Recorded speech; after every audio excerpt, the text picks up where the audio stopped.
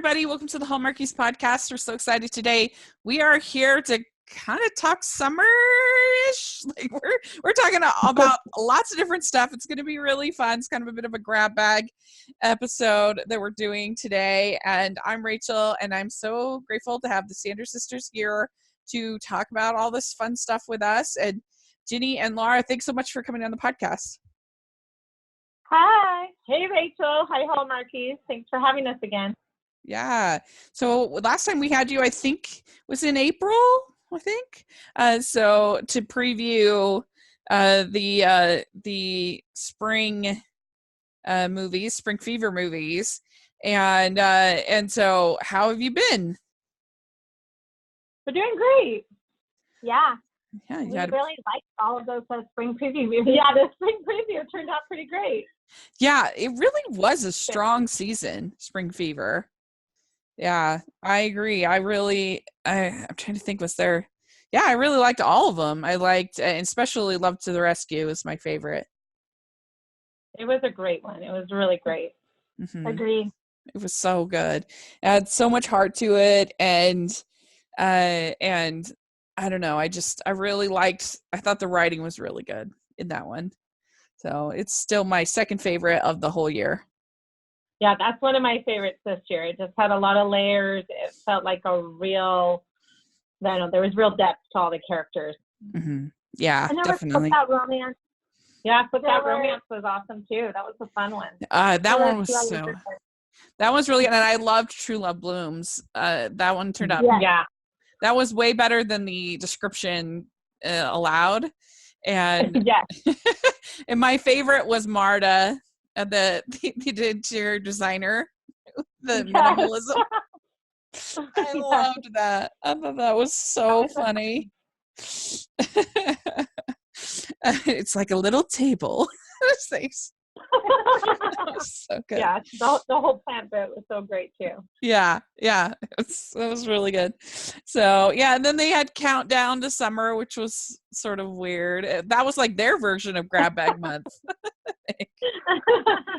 that is really it's a little mix of everything, and it's kind of pre-wedding. But yeah, that was love, Paris, and romance. In Countdown to Summer? Wine Paris. I know you're completely love romance and chocolate, I think. Yeah. Whatever it was like my favorite. Maybe it was pretty fun. Yeah. When a very special Hallmark. Yeah, she's like just giving out whole bottles of wine for her tips. That was hilarious. Hi, nice to meet you. Here's a bottle of wine. They should have shown what Perth was capable of toting around these whole bottles of wine without breaking. I know. They had an Amazon sponsor. Yeah, that was really funny. I enjoyed that one too. I feel like it's actually been a pretty good year for Hallmark. There's not that many, even the ones. There's only a handful that I would say that I really didn't like. For the most part, even the ones that are lower on my ranking, I still was like, it was fine. It was something to do on a Saturday. Yeah. But, so yeah. And we're going to talk about their latest one this last weekend called Love Unleashed. And I would say try to keep that in mind, that for the most part, I've really, really enjoyed this year. And we'll talk about the good and the bad in the latest movie. But yeah, it's been a pretty strong year. I liked Winterfest. I liked Valentine's. I mean, every season has been pretty good for the most part. So yeah. And like I said, we're going to kind of jump around a little bit this podcast. So bear with us a little bit, and we'd love to have your feedback. If you're listening, let us know what you think about all the different things we talked about. And we're sorry we did not have our feedback show last week because of the holiday. It just didn't end up happening. And so we'll definitely answer all of those emails and other things that we got last week. We'll include this week. So that will be really fun. And so Love Unleashed was our puppy party planner movie, while hosting a puppy party, Haley meets single father Ryan. She helps him discover the value of adopting a dog and teaches him that there's more to life, especially when falling in love. So this stars Jen Lilly and Christopher Russell and a whole bunch of puppies. And so what was your overall response to this movie? What about you, Ginny? I felt like there were some points that I really liked. I thought that they were a fresh approach for Hallmark. And those points were that even though she is a puppy party planner and is like a dog adoption advocate, she still has a day job as an accountant that seems capable of paying the bills for her cute apartment or house that she has. And so that seemed realistic. And I also, I'm kind of like a zoning and planning and development geek. I'm on the planning commission for the town that I live in. And I thought that instead, the way that they handled her looking for a replacement for her dog park dream, like it wasn't realistic for the city for her to put it in the area that she wanted it. And so they found this alternate location, and then they deal with what the land is zoned and getting the mayor's approval, and then finding the funding for it. I'm willing to bet not every Hallmarkie agrees with me, but I was really impressed that those were like legit responses to the situation. They moved forward a little faster than they do in real life, but I really liked that that's what, they went through those steps and it was realistic. Whereas I think oftentimes when we have this kind of scenario where we have the passion project and we have to figure out a way to make it move forward, the solution is largely unrealistic in the way it's arrived at. So I really like that. Other parts of it I wasn't as keen on. The romance just wasn't there for me, again, because I loved Jen Lilly's last outing so much, and I thought she had so much chemistry with, like sexy Frenchmen in that movie, that this one was a little bit of a letdown for me. And maybe, we can't help but be influenced by the last films that some of these regular actors have done. So the romance was a little of a downer for me. Yeah. Yeah. What about you, Laura? Yeah, it was pretty standard Hallmark fare. It wasn't like Ginny said, there were some nice points to it. I liked when they kind of figured out that they were on opposing sides, that there wasn't a huge dramatic breakdown.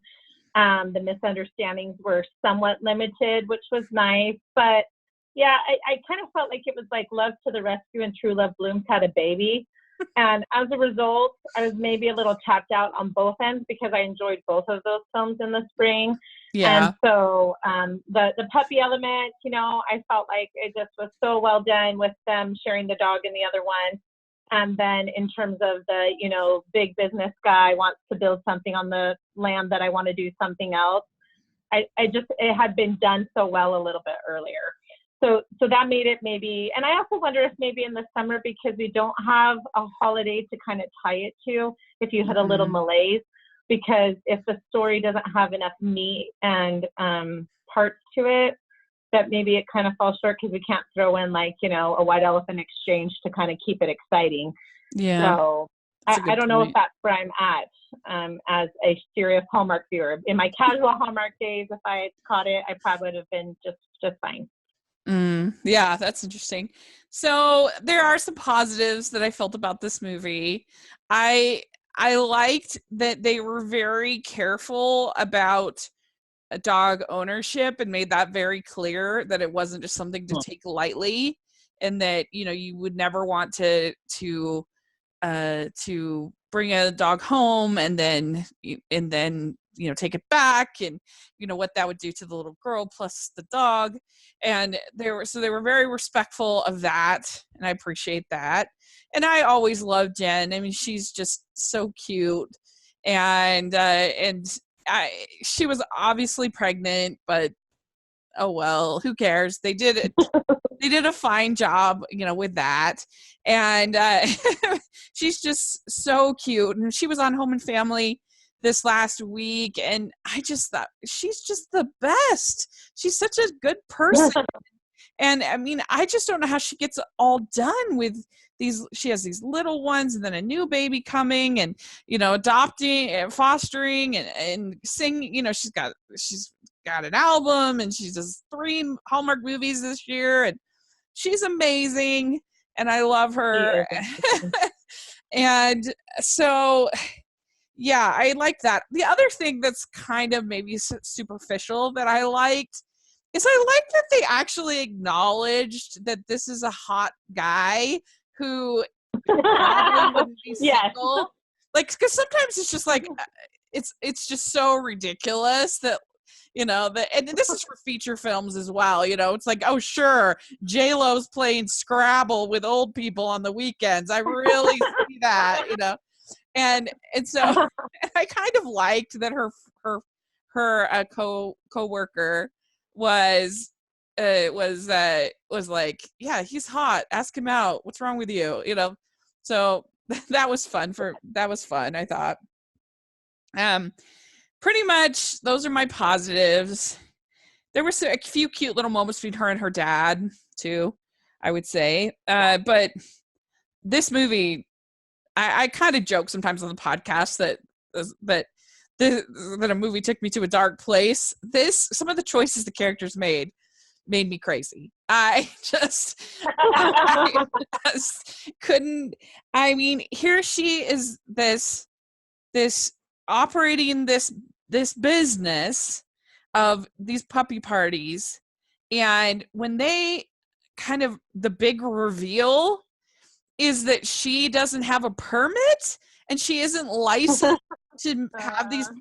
I just about lost my mind because she's like working as an accountant. So if she believes this is not a business, like, she can't be a very good accountant because, like, has she been not expensing? Has she been not keeping receipts? Has she been not, like, it is completely ridiculous for her to not know that this is a business, and she has a license, and she has a decal on her van, like she has like she has a coworker who's working with her on a weekly basis. Like, this is a business. Like, I just and she's going to the permit office, and she's all huffy with this woman who's like, is right, and the old man, the neighbor, is right. She should not be running that business from her house. The curmudgeon is right.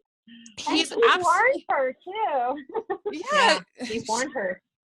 Yeah, he's absolutely right. She should not be having that van in the road. That's not allowed. She should not be running this illegal business. And like, if you are running an illegal business, don't have an event at City Hall. Like, what on earth? I was so like, what? And City Hall needs to do its research too. Come on. Yeah. What background check, people? Yeah. She was really negligent at City Hall when she went into the other room to deal with the runaway dog, and apparently the others are just all over the place. Yeah, they're ruining the mayor's rug, and I mean, it just defies logic that she would not know that this is a business, that she would not know. Like, it's not healthy for dogs to like be in, like, they need to have, like, those kind of rules and restrictions and laws are there for the health of the dogs. Like, it's not people being horrible. It's like, it's important. If she should want to respect those rules. And so it made me crazy. I just, it is completely illogical. It makes absolutely no sense. And so the movie lost me at that point. It couldn't really get me back. And so I didn't think that her and Christopher Russell had chemistry. I don't know. I feel like he's better. He was in a movie called Mr. 365 this last Christmas, also directed by Chrissy Wolf. And he plays this like hot single bachelor who celebrates Christmas 365 days a year. and they do a reality show on him, Mr. 365, and it is pretty steamy, just a warning. But Okay.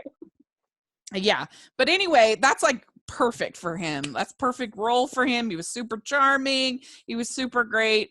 I think for this, it just wasn't my favorite, and I just didn't feel it. And so yeah, I did.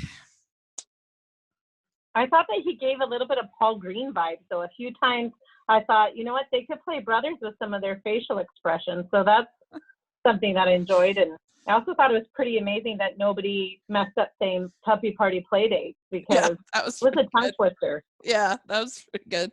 Although Paul Green could have chemistry with a house plant. Like, he has chemistry with anybody. This is true. He'll just start strumming the guitar and the plants come hither. Yeah, that's right. And so I didn't feel that this one in particular, but you know, you win some, you lose some. And I mean, I think the whole idea, what do you guys think? You're more animal people than me. Do you like the idea of a puppy party? Well, my understanding is that they're trying to adopt out these dogs, and I don't know how realistic it is that they would have a constant supply of adoptable puppies. Right. They need to have like a senior puppy play date party. Yeah. Those are the ones that need to get adopted. So even from like a rescue perspective, it just seems a little bit unrealistic.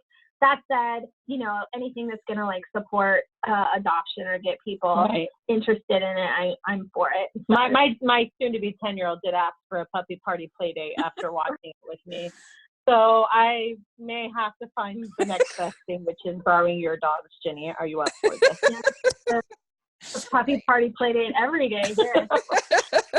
Yeah, it did look like I was also like, we can't give away dogs as goodie bags, so I don't know about that. Yeah, it did look like a pretty fun birthday party, but yeah, you're right. If they were combining it with the shelter aspect, it could get pretty messy, especially if she's trying to run this out of her house. So if it's the sanctuary, some sort of illegal dog operation. I don't know, Jen. I believe in you. Please don't disappoint us. Yeah. So the sanctuary, I guess, could kind of work better. It's like the Dalmatian plantation and Dalmatians. If the sequel is on Lifetime, we'll know that we were right about this conspiracy theory. Yeah. But I thought the little girl was pretty cute. They always do a good job with Hallmark kids. And I did. I was wondering, you know, all these single dads they have on Hallmark are so perfect, and apparently, you know, Christopher's in there doing those ringlets every day and that hair. Yeah, that's true. That is very true. Well, and did they still have Boo Jelly? I thought that was realistic that Boo Jelly was the name. Yeah. Because that's a pretty realistic kid kind of name. So that was cute. Also, it was kind of funny, the pictures. At least I'm pretty positive that the pictures of his passed away wife, that was the director, Christy Wolf. That's a fun way to work your Yeah. And they said something at some point, the Lily account. I caught that when they were with the dad and Jen. Oh, saying, really? You know, That's cute. Go get that Lily account work done, and I thought that was a nod to her. So. Yeah. So anyway, you win some, you lose some. I would just say to the person in the character in this movie, I forget her name already, but I would just say, you need to go back to business school. Businesses. And but I guess they'll get that sanctuary in the end. So there we go. Yeah, Haley. That's her name, Haley. So that's Love Unleashed. I give it. I'm gonna give it 2 crowns. This is Laura. I'll go with 3 crowns. I thought it was I didn't think it was too terrible. Okay. I'm gonna go with This Is Ginny. I'll go with 2.75.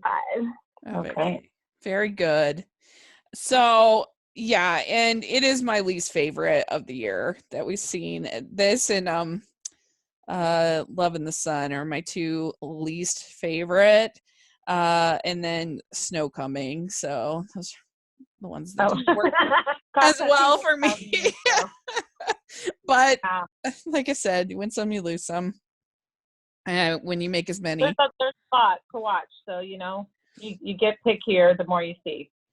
Yeah. So let us know in the comment section or on Twitter. Let us know what you would think. Yeah, we've seen 44 movies from Hallmark so far this year. So that's pretty crazy. Yeah, 44. So yeah, that's what I have, and there we go. And so we wanted to talk about this weekend because we don't really have a preview show for July because it's all over the place. So we only ended up with one new Christmas movie for Christmas in July, which I am very frustrated about because they are canceling Good Witch for 2 weeks. No Good Witch. And we get no, because we were promised a movie every Saturday. And so not only are they not giving us 2 new movies on Hallmark Channel, they are canceling Good Witch. So it's like double the it's like nothing all weekend long. What am I going to do with myself? I don't know. But yeah, that's kind of frustrating to me. I guess they think that the preview show for Christmas with Lacey Chabert counts as the movie. But why do you have to cancel Good Witch? I think we know what accounting firm they've been going to. Yeah, that's right. I was just like, what? So that was frustrating because they had announced the Merry Christmas match was going to be on regular Hallmark Channel, and then all of a sudden it disappeared. So, yeah. Key of Love, they all of a sudden it's going to Hallmark Movies Now when you have 2 Saturdays with nothing new. So weird. It's so weird. I don't know. I agree. Yeah. But are you guys excited for Christmas in July? Do you think you're gonna tune in? Is this some of your favorites? I know that I will. Even if you don't plan on it, you're going to stumble into it and then catch one, and next thing you know, you've watched the whole thing. So I'm excited just to, kind of escape the heat a little, even if, only imaginatively. Yeah, I'm excited about it. I think it's definitely, again, when I was talking about being a casual Hallmark viewer versus a diehard, once you made it from October to the end of December watching the Christmas ones, July seems like so soon because you feel like you just finished that marathon. So I may have been more inclined when I only caught a few every Christmas. Right. I might have been more excited to stumble onto ones that I had missed. But it is a great time to remember some of my favorites. I Can Never See a Very Merry Mix Up Enough Time. Trading Places is what's it called? Trading Christmas. Yeah. Yeah, it's one of my faves, and that's sure to show up. So overall, it'll be kind of fun to do that. Yeah, I was going to ask you. Yeah, I was going to ask you if you guys had, what are your favorites from Hallmark? Do you have one that you love especially? I love Trading Christmas. I know it's like ancient at this point, but I actually permanently have it on my DVR. So it's Christmas in July and August and September and whenever I want it to be. That one's my favorite. Yeah. Yeah, I love that one too. I mean, I really enjoyed a few of these past Christmas. I like A Crown for Christmas. I'll watch that anytime I see that that's on. I enjoy now, of course, I'm drawing a blank on this, but A Very Merry Mix Up is one that I know everybody really enjoys. But I like that one. I like the While You Were Sleeping vibe from that one. One of my guilty pleasures is Journey Back to Christmas. Yeah, Journey Back to Christmas. I love it. I'm not gonna lie. Yeah. That one is, at least they were trying to, I appreciated that it was really different and it was just kind of unique. So I like that one too. I love Miss Christmas too. That is one that I really enjoy. It was so good. So what are your well, Trading Christmas is my favorite. I love a lot of the ones that you mentioned. I love Crown for Christmas. It's definitely my favorite princess movie of them all. I love November Christmas as far as as far as a tearjerker. I think that one is so good. I mean, gosh, there's so many that I love. But I love For Crazy. That's one of my favorites. Oh, that's a great one. Mm-hmm. Because her motivations are so clear. Like, it makes so much sense. Like, if your parents had run a tree lot your whole life, you probably would be kind of over it. So as opposed to other people who have no reason why they hate Christmas. Why do you hate Christmas? She has a reason, and so I appreciate that, and I love Sarah Lancaster. So I think that one's a good one. That one's great. Mm-hmm. And The 9 Lives of Christmas. Do you like really to watch them in July? I do like it. I just don't know if I'm gonna have any time. I'm planning for family movie night over on my channel to at least cover one. So we'll see. But I just right now I just don't know if I have time. Although it is a pretty light month for new releases for July, both from Hallmark and from feature films. And so maybe I will actually have some time to watch a few of them. But yeah, I love Christmas Detour. That's another favorite. Oh, that one's really great. Yeah, speaking of Paul Green. And I'm excited about any new ones. I'm bummed we're only getting one. I know. I'm excited. Well, so let's talk. That I'm not going to miss. I'm not going to do Christmas in July. Yeah, me too. I wish we were getting two as they first announced, but still to be getting Christmas Camp.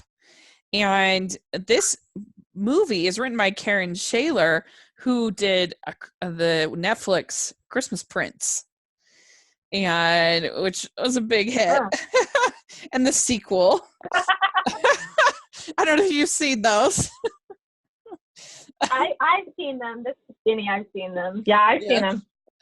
I liked the first one much better than the second one. The second one was just like too much planning and just, I don't know, it was just boring to me. It was her planning the wedding, like there just wasn't enough there.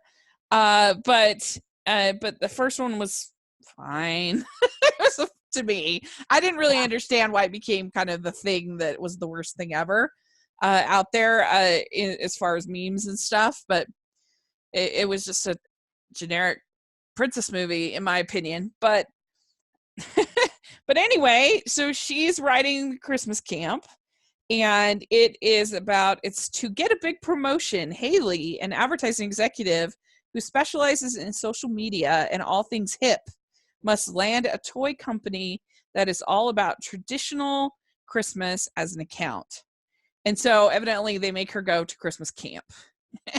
And I think that this Christmas camp is if it's some kind of rehab for Christmas haters or something, like to get her to like I got that impression.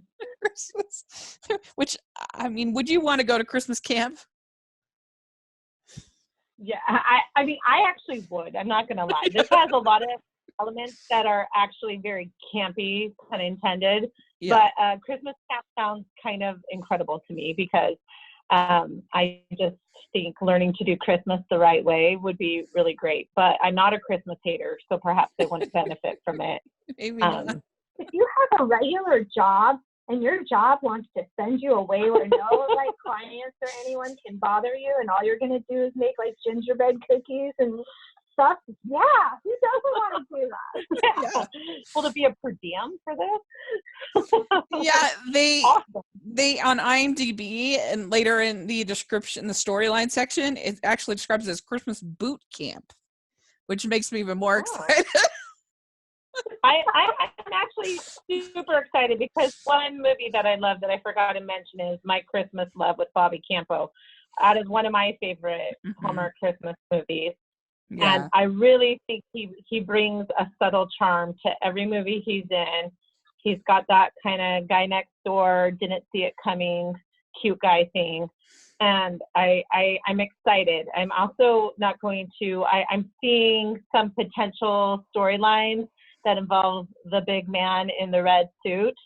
So I'm kind of hopeful that perhaps he may be related to Santa. But I don't want to predict anything too soon. Ooh, so Bobby Campo's character is secretly related to Santa, you think? I don't know. This is a complete wild card guess, but just when they have a toy company in Hallmark Christmas movies, usually the CEO is Santa. Let's not lie, because who makes better traditional Christmas toys than elves? That's true.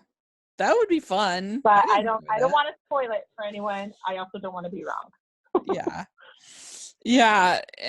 Nobody else in this movie aside from Bobby Campo is familiar to me. I haven't seen them. I don't think in anything. But so that'll be fun to see. And we'll see if Lily Ann Harrison, who plays Haley, her and Bobby Campo have chemistry. Hopefully they will. And yeah, Bobby Campo, like you said, he was in My Christmas Love, and then he was also in The Christmas Shop. What did they? Sharing Christmas is what they ended up calling it, Sharing Christmas, which was okay. I thought they were good. The Shop could have been better, more magical. Yeah. It was the best. Plus, they tried to pass Trolley Square in Utah office like Brooklyn or something. What? But it was okay. Pretty sure I got my ears pierced in that shop when I was 10. Yeah. So that's coming up this weekend. And you've seen our Christmas preview scale. What would you give it? Would you give it a diamond ring, an orange, a sock, or a lump of coal? Oh, this is Ginny. I'm going to go with an orange, I guess. Yeah. I think it looks good. I'm excited. It has such the benefit of being the only Christmas movie this time of year, so you don't have any burnout or anything. Yeah. When you watch it. I do have some issues with the fact that I don't think it's realistic that company would require their employee to go to a camp that has some religious association in order to get a client. Those are the types of things we have to just assume are fine in Hallmark Christmas universe.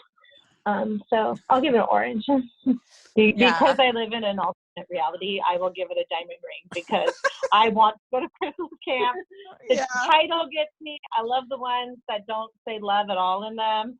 I like camp in July. I like Christmas together. It's going to be a win, I think. Yeah, that's all good points. Very good points. I'd say I'll give it a orange with a little bit of diamond dust on it. I'm right in between, I think I'll say. So it should be fun. And you're right, absolutely, about when you get it during these off seasons, they are just extra special. For a podcast we did ranking the Alicia Witt movies. Last year I watched The Christmas List, and I just loved it so much. And I think it's genuinely a very underrated Hallmark Christmas movie. But I do wonder how much of it was affected by the fact I watched it in in April or May to out of order, But I do think that one is underrated. It's a really good one because, again, very clear motivation. She never wanted to turn into her mother. She realizes, she finds her Christmas list from when she's a little girl, realizes she has turned into her mother, which was the reason she wrote the list. She decides to fulfill the list so that she won't turn into her mother. And then she ends up confronting her mother. I mean, that's good writing, in my opinion. That's good. Yeah. When you give clear character motivation for your characters, it makes the whole movie better.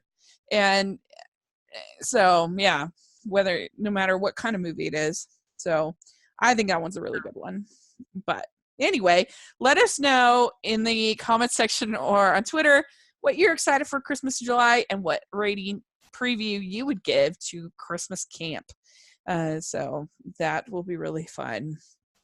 Okay, one real quick thing I wanted to do was give my review for A Very Country Wedding that came this last weekend. This is a sequel to A Very Country Christmas from 2017. I got to interview the director, Justin Dyke, and I really thought it was a fun interview, even if you haven't seen both movies. If you want sort of a behind the scenes of these TV movies, even things he talked a lot about how they get the snow looks, the different techniques. He talked about what it's like to put on, in this movie, 2 weddings for a TV movie and how they stage like a concert scene for these kind of things. Was really interesting. So it was a fun interview. And so I watched the movie and I actually thought it was really solid. I think at the beginning, it was not the best because it was just like, come on, there's no way. This is so ridiculous what happens at the beginning. But once you kind of get over that and you just buy it, that the wedding got interrupted, then you can, I think that they actually have a really healthy relationship. And as opposed to so many movies where somebody normal is dating somebody famous, and there's all kinds of miscommunications or whatever. I feel like this couple, they had 100% trust the whole movie, and they know who each other are, and that was kind of refreshing. I liked it, and there's all these sort of spots where I thought, oh, here it is. Here's when she's going to freak out, and she's going to call off the wedding or the engagement, but then she wouldn't. She'd be like, I trust you. And I'm like, oh, that's really refreshing. That's great. And so that I liked. And I thought that Dina Carter, for being a non-actress, I thought she did actually pretty well. And she has a whole plot line with her ex that was, I thought, pretty good. And overall, I enjoyed it as much as, if you liked the first one, you definitely will like this one. So you should, yeah, I think it's worth checking out. I liked it. So, and I was talking to Georgia today on the Good Witch podcast, and she also agreed that she liked it. So there you go. 2 ringing endorsements for A Very Country Wedding. There you go. Okay, now we're going to talk about our favorite dogs. We talked about Love Unleashed, and we thought it would be fun, since this is such a weird random episode, to talk about our top 3 favorite Hallmark dogs. So this is not just dog movies. This is dogs. So that made it a little bit harder. And so I'm excited about this. And so, all right. My number 3 of my favorite dogs his name is Bailey. And it's supposedly a terrier mix, I guess, in A Gift to Remember from 2017. That dog was so cute, and it was so like instrumental within the movie of bringing them together. That's always nice. And it was just like big and lovable, but not like the kind of dog that's going to jump all over you, which is not what I prefer. I prefer sort of more soft and lovable. And and I just thought it was kind of like a Benji type dog. It was really cute. So that's my number 3. Super cute dog. Yeah, agreed. Mm-hmm. So what about you, Ginny?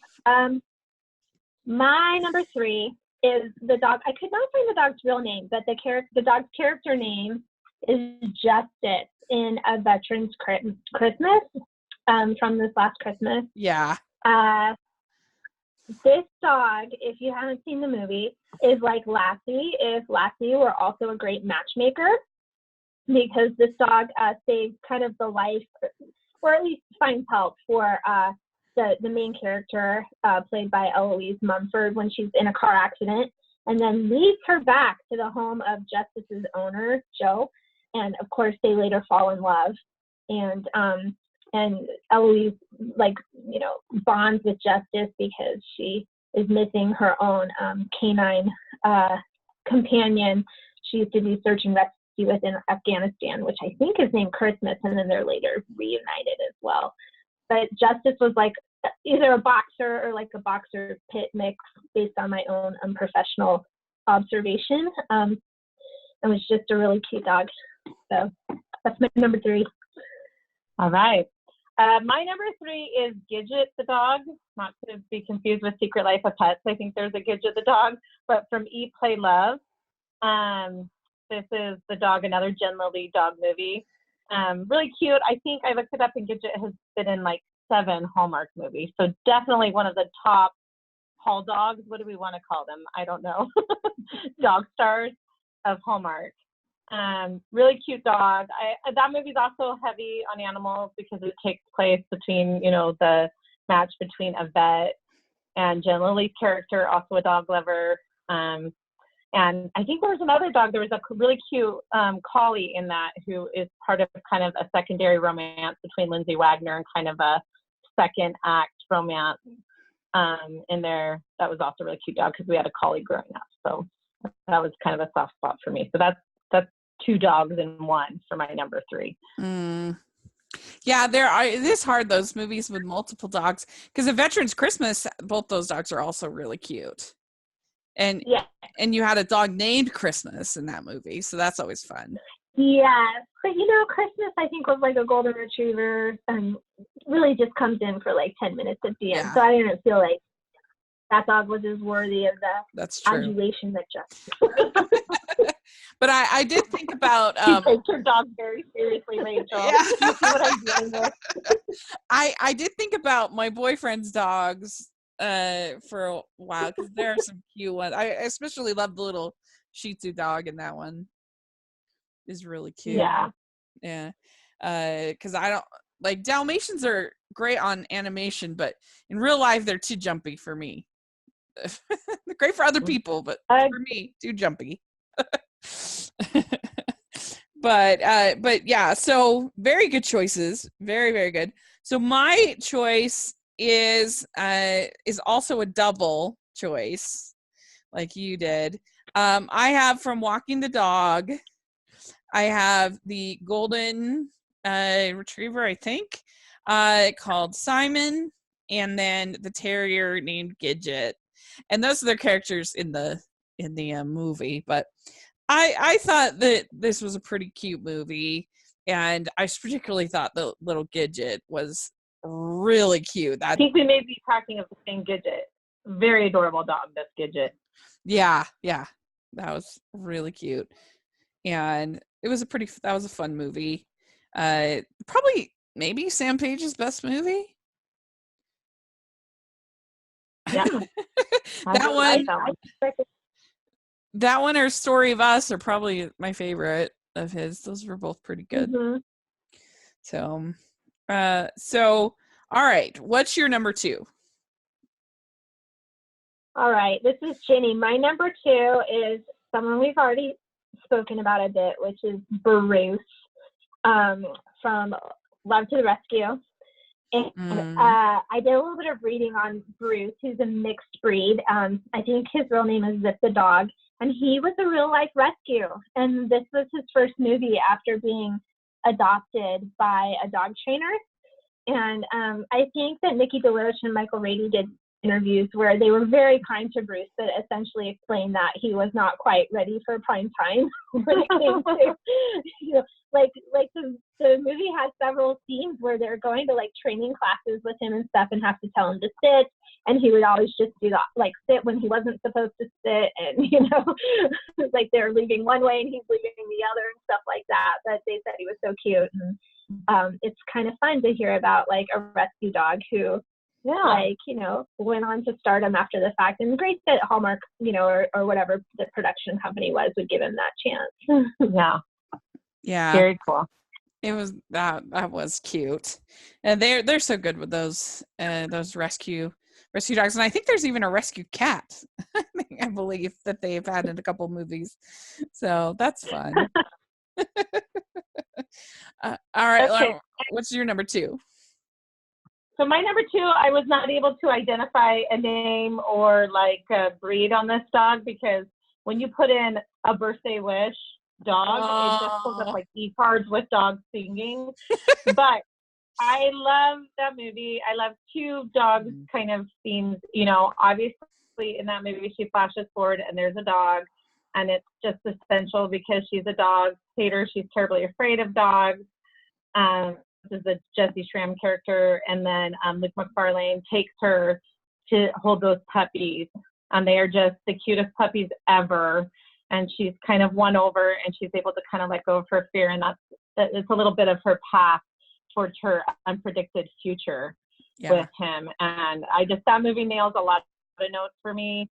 I think it's well done. I like it. It takes a gimmick and uses it in a smart way, and the dogs are a big part of it. And they're all adorable. And the dog that they end up with as a family, I don't know who you are, dog, but well done. I salute you. I agree with you on all those points. I love that movie, and I love those. It is really good too because as somebody I have a little bit of like big dogs that jump on me. I have a little bit of uneasiness, a little scared, and so I liked that they kind of addressed that with her character. It was good. You just have some growth with her as a character. Yeah. It was good. Very good choice. I love that. Okay. Well, my number 1 choice, and maybe this dog was maybe a little bit different than the other ones I picked, but I loved in Winter Love Story, I loved Bungie, the dog. Yeah. It's a bulldog mix, and that dog was just so sweet and so cuddly and so great. And I don't know, I was just like, if I was gonna have a dog, I mean, I probably would have a dog like Gidget if I was gonna have a dog, but if I was gonna have a bigger dog, that's probably more along the lines if I would want to have, because it was so nice, and he was just in the car for all that time, and he was great. I love Bungie. I love that name. It's great. So Jen Lilly's worked with a lot of dogs. Now that we talk about it, I did not know any other talent. It's true. Okay. And she even said on Home and Family, I just happened as I was looking to find out what kind of dog Bungie was, I saw on Home and Family, she said that when she was a little girl, they even had a dog named Bungie that she grew up with. Oh, wow. It was like meant to be. And that was a cute movie. It just had the worst title, like the most bland title that you could possibly have for a Winterfest movie. Winter Love Story. Yeah. I agree. It took me a second to place it when you started to talk about it, and then when you were talking about being in the car, I was like, "Oh yes, the author's one." Yeah, yeah. It was good. So, what do you have, Ginny, as your number 1? I'm cheating, but my number 1 dog is all of the dogs up for adoption that are featured on Hallmark Home and Family every day. Yeah, I had to do it. I think the host name is Larissa Wolf, who features them, and I'm sure it just like super improves their chance of being adopted, and it's a great thing that they do. Awesome. Very cute. Very good answer. I love it. Laura, what's your... Laura? Well, I don't know if I can top it, but I know. I almost went with Happy the dog. I feel like we got to do an honorable mention because he's a mascot. He's shown up in movies. But the dogs that I love, there are 3 of them. Again, I wish I had more information, but as a new dog lover, a recovering fearful dog person, in a country wedding, not a very country wedding, but in a country wedding on Hallmark from a few years back, the 3 dogs that Autumn Reeser has that lead her when she returns to her home thinking she's got to pack up and go, and they lead her to the barn, and she's met with a proposal from Jesse Metcalf. Like, come on, what dogs are so amazing that they can take you to a barn to be proposed to? These dogs are incredible. They are superhuman, and they were so cute. And that movie is a great one. I just love it. I think, and it's just, again, her character had a lot of heart, and this idea that she loved those dogs, like her own children, it really worked. Yeah, that is a great Hallmark movie. I completely agree. And you're right. That is a very well-trained dog. Very good. Very good. I kept being like, when are we going to understand how they knew to do this? But then I'm like, I don't care. They're kissing, so it's okay. Right? That's really funny. So there you go. That's our favorite dogs. So let us know in the comments or on Twitter. Let us know your favorite Hallmark dogs. And there's so many that we missed, tons. They even have Hallmark Hall of Fame, a dog named Christmas, and then I do love One Christmas Eve. I love the movie. The dog is a handful, so I couldn't put. I mean, and it's by design. That's the plot of the movie, and so I couldn't put him as my favorite. But I do really enjoy that movie, and that's a dog-centric one. There's so many good ones.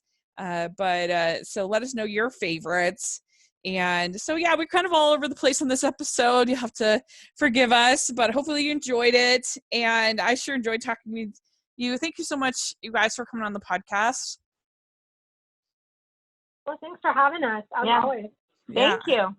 I really appreciate it. And next week on our Wednesday podcast, it's going to be really fun. We are having our second episode on friendship that we're doing with Elisa from Best Forever's pod, where her and I are talking. We try to, every month, we're going to try to pick a Hallmark movie that is more on themes of friendship. We're going to talk about it. And so if you want to watch to get ready for next week, we talked about the Hallmark Hall of Fame film back when we were grown-ups, and this was 2004. It's a really interesting, kind of weird movie with a great cast, and so if you want to watch that ahead of time, it is available on the Hallmark Movies Now app, and that's what we'll be talking about next week. So you'll, I think, really enjoy that discussion. And so lots of fun stuff coming up on the podcast, and we have our Good Witch recap from that was yesterday, and we had our interview with Anna White from who's the writer of Sister of the Bride, and she was delightful and so much fun to talk to. So lots of exciting stuff. So let us know what you think, and where can people find you guys on Twitter and everything else? We're on Twitter at Sanders Sisters. And just keep plugging away, writing, and hoping to be on a Hallmark screen soon. Yay! Yes, make sure you're following them. You can follow me at Rachel's Reviews, all over social media, and on iTunes and YouTube, so check that out. Make sure you're following the podcast at Hallmarkies Pod and Hallmarkies Podcast, all over social media. And if you're listening on iTunes, if you can give us your ratings and reviews. If you're listening on YouTube, if you can give us a thumbs up, subscribe to the channel. We sure appreciate that. We sure appreciate our patrons, and we try to make it a lot of fun, have giveaways, other perks. So definitely check that out. All the information in the description section. So thanks again, you guys. Really appreciate it. And we'll have to get together again soon. Bye. Bye. This podcast was brought to you by Hallmarkies for Hallmarkies. For more information about how you can leave your mark on Hallmarkies, visit hallmarkiespodcast.com. Link in the description.